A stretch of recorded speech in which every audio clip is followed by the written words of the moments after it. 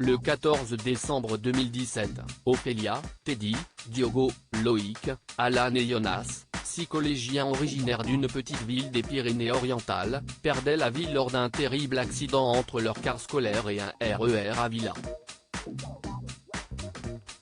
Depuis, 2 ans de deuil se sont écoulés. 2 ans d'une terrible épreuve toujours extrêmement compliquée pour les proches des victimes. En 2017 déjà, plusieurs parents avaient exprimé leur colère contre l'État, à cause de nombreuses maladresses. C'est très difficile mais il faut être là et continuer à vivre pour soutenir les parents, confie ce 14 décembre 2019 la tante de Teddy aux Parisiens. Je suis complètement détruite, affirme quant à elle la grand-mère de Jonas. J'ai neveu à la mairie qui aurait dû faire un rond-point ici, dénonce-t-elle, alors que la conductrice du car est toujours mise en examen pour homicide involontaire. Pour le père de Loïc, qui participe à l'association à la mémoire de nos anges, le carrefour doit être modifié pour que le bus n'arrive plus en angle droit par rapport à la voie ferrée et que le train puisse voir le passage à niveau.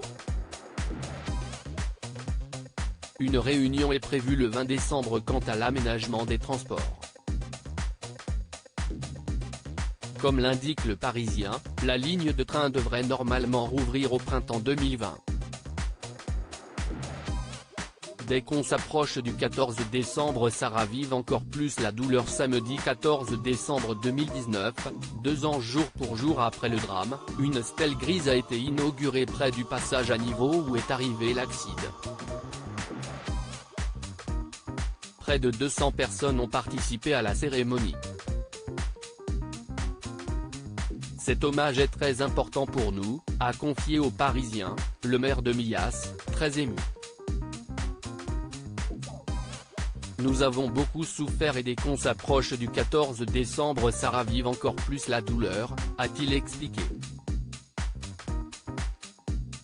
Nous sommes venus aujourd'hui pour ne pas oublier cette tragique journée, a annoncé de son côté le chargé de cérémonie avant que chaque participant vienne rendre hommage aux collégiens au pied du monument bordé de gerbes blanches sur lequel brillent 6 étoiles.